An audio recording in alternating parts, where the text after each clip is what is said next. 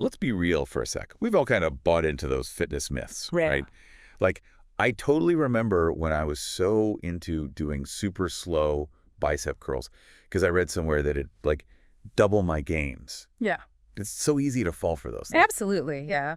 So today, we're going to do a deep dive into the science behind one of those gym rumors. This idea of always God lift slow. We're diving into some insights from Avianov. He's calling out some potentially misleading influencer tips out there. He's the founder of FreeGym. Have you heard of him? Yeah. He's great. Yeah, he's amazing. Yeah. And he really digs into, like, debunking fitness advice. Yeah, it's super refreshing to see somebody like actually challenging those dogmas and yeah, those like those things that get repeated. Totally. Like, why are we doing this? Yeah. So he goes into these three main types of muscle contractions. Yeah. Concentric, eccentric, and isometric. All right.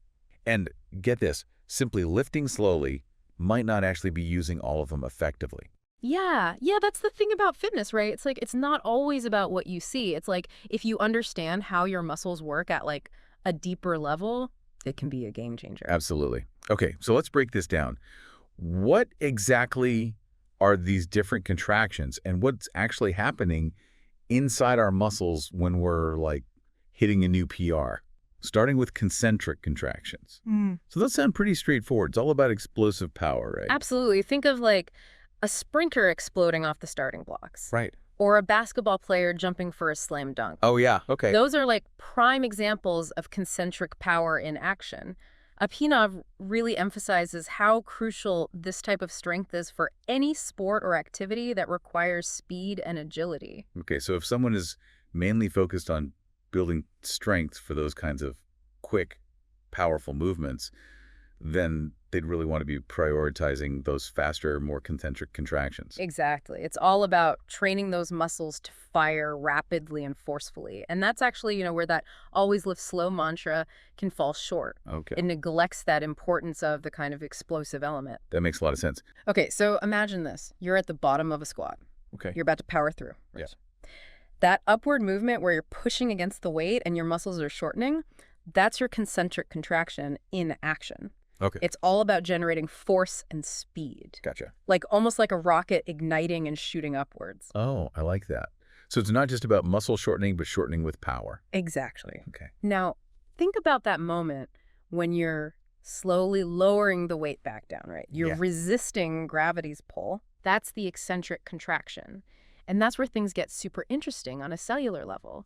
Your muscles are lengthening under tension, and that's what creates those tiny micro tears we often associate with muscle growth. So it's like a controlled descent, making sure that rocket doesn't crash land. Precisely. I love it. And those micro tears, while they might sound scary, are actually a good thing. Yeah. They're the catalyst for your muscles to rebuild stronger. So think of them as like the two phases of a movement. Concentric is the power up phase, like the upward motion of a squat or a bicep curl.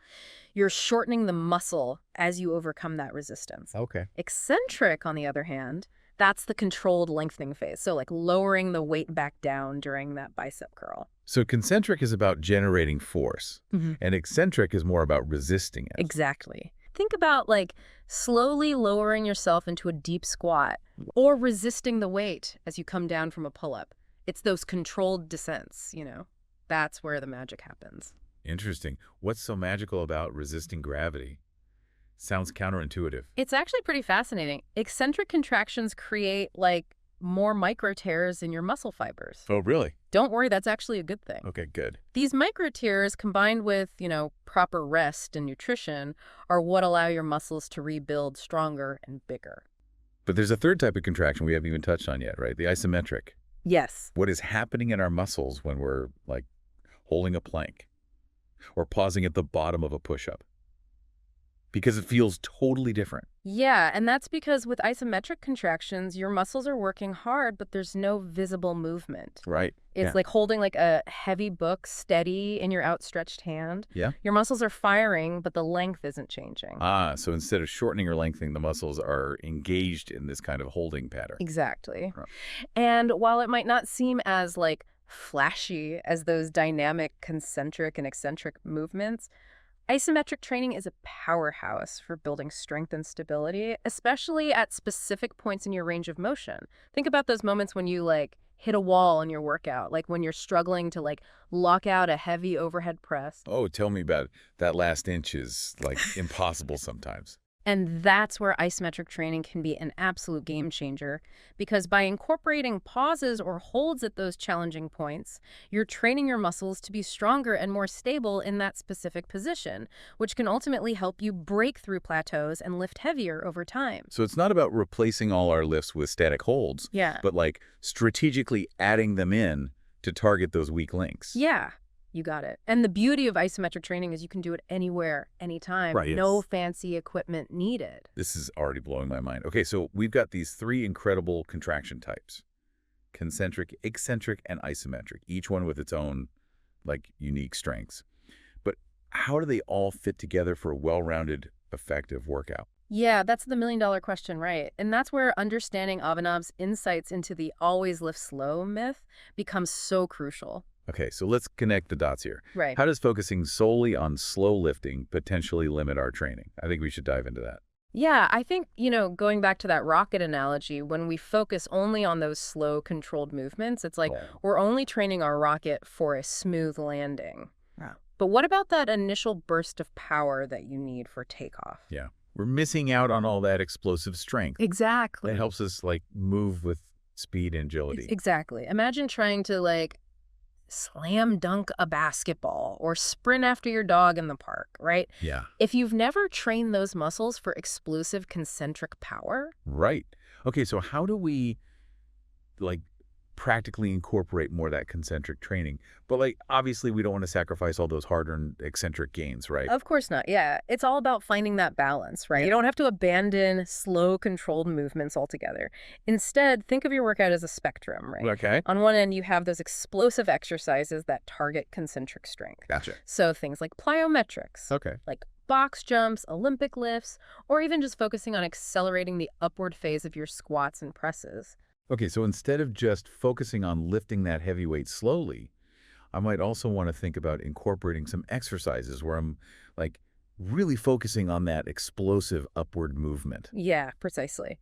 And then on the other end of the spectrum, you have your eccentric focused exercises where you're emphasizing those slow, controlled negatives, really increasing the time under tension. So like I could use a spotter to help me get the weight back up during a bench press, but then really focus on controlling it on the way down. Exactly. Making those muscles work extra hard. Exactly. And what about isometrics? Where do those like static holds fit into the spectrum? Yeah, isometrics are like the secret weapon that you can kind of use throughout your workout. Okay. It's not about like replacing dynamic movements, but more so like enhancing them. Gotcha. So think of isometric holds as a way to target those sticking points in your lifts. Yeah. Those like frustrating points where you always seem to struggle. Like when I'm trying to stand up from a squat Yeah. and my legs just like won't budge. Exactly. Yeah. By incorporating pauses or holds at that specific point in the squat, you're training your muscles to be stronger and more stable in that position, which can ultimately help you overcome that sticking point. And the best part is you can apply this to almost any exercise. So I could like hold a plank at the bottom of my push-up Exactly. or pause at the halfway point of a pull-up to like really target those specific muscle groups. Yeah, you got it. Isometric training is all about like finding those challenging points in your range of motion and holding them, building strength and resilience where you need it most. This is all making so much sense. Right. Okay, so it's not about picking one type of contraction over the other. Right. It's about understanding how they all work together Exactly. to create a balanced workout. Yeah. That's the key takeaway here. Don't limit yourself to just one approach. Abhinav's thread really highlights how important it is to challenge our assumptions and explore different training methods. It's about working smarter, not harder, by incorporating a variety of contractions to really challenge our muscles. But I'm curious, is there a risk of going too far in one direction?